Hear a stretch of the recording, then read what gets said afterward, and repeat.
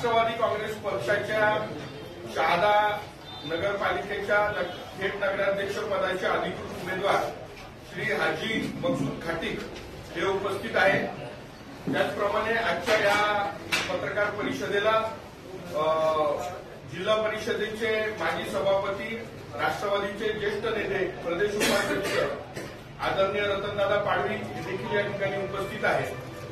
माजी जिल्हा सदस्य आणि जिल्हा उपाध्यक्ष मोहन तिवारीजी उपस्थित आहेत। श्री जयसिंग पवार साहेब या ठिकाणी उपस्थित आहेत। त्याचप्रमाणे या ठिकाणी ज्येष्ठ नागरिक संघाचे आमचे जिल्हाध्यक्ष अमृतकर अप्पा या ठिकाणी उपस्थित आहेत। अल्पसंख्याक विभागाचे जिल्हाध्यक्ष या ठिकाणी छोटूबाई हाशमी या ठिकाणी उपस्थित आहेत।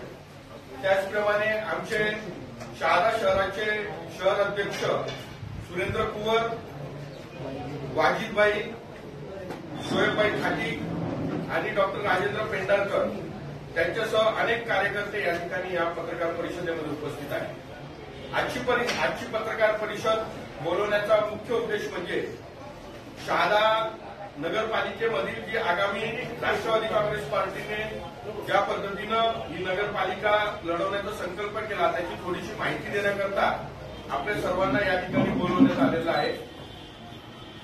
शहादा शहराचे नगरपालिकेमध्ये एकूण 14 प्रभाग आहेत आणि या 14 प्रभागामध्ये 29 उमेदवार हे नगरसेवक पदाकरता आपलं नशीब आजमावत आहे। त्यापैकी राष्ट्रवादी काँग्रेस पक्षानं 23 उमेदवारांना या ठिकाणी संधी दिलेली आहे।